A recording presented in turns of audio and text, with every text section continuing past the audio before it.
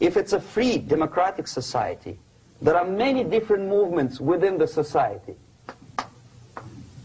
There are obviously, in every society, there are people who are against this society. They may be simple criminals, ideologically in disagreement with the state policy, conscientious enemies, simply psychotic personalities who are against anything.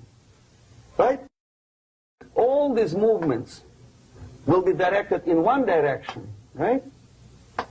This is the time to catch that movement and to continue it until the movement forces the whole society into collapse, into crisis. We don't stop an enemy. We let him go. We help him to go in the direction we want them to go. Okay? Obviously, there are tendencies in each society, in each country, which are going to opposite direction from the basic moral values and principles. To take advantage of these movements, to capitalize on them, is the main purpose of the originator of subversion. So we have religion, we have education, we have social life, we have power structure, we have labor relations, unions, and finally we have law and order. 1, 2, 3, 4, 5, 6. Okay? These are the areas of application of subversion. What it means exactly? In case of religion, destroy it, ridicule it, replace it with various sects, cults, which bring people's attention, faith, whether it is naive, primitive, doesn't really matter. As long as the basically accepted religious dogma is being slowly eroded. Education. Distract them from learning something which is constructive, pragmatic. Teach them history of urban warfare, natural food, home economy, your sexuality, anything, as long as it takes you away. Okay? Social life. Replace traditionally established institutions and organizations with fake organizations. Take away the initiative from people. Take away the responsibility. Power structure. Okay, the natural bodies of administration, which are traditionally either elected by people at large or appointed by elected leaders of society, are being actively substituted by artificial bodies. The bodies of people, groups of people, whom nobody elected. Never. As a matter of fact, most of the people don't like them at all, and yet they exist.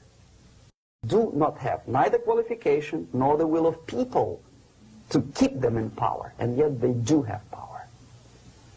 Okay. Together with that, there is another process.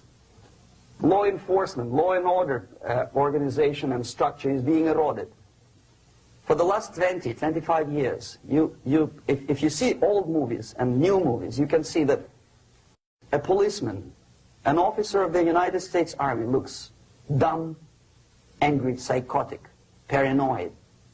A criminal looks nice, and he's unproductive only because society oppresses him. A policeman is a pig, rude policeman. He abuses his power. No? A generalization like that.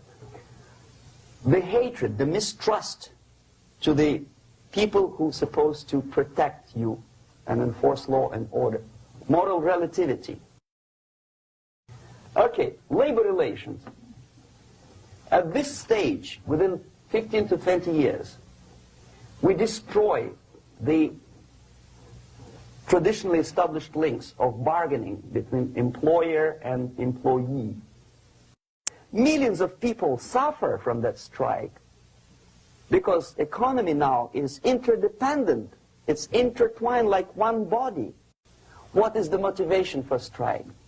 Improving of a workers' condition? No, obviously it's not. Then what is it?